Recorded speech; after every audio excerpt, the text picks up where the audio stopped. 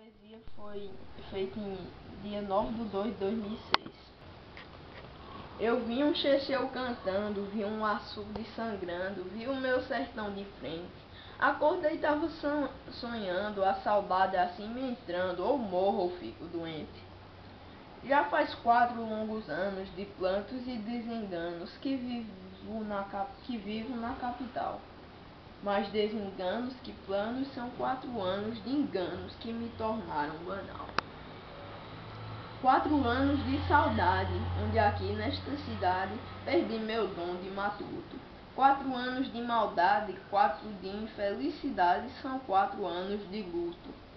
E porque para um matuto que nasceu no sertão bruto não é fácil de aguentar as manhas desse reduto, desse lugar tão astuto, o oposto do meu lugar.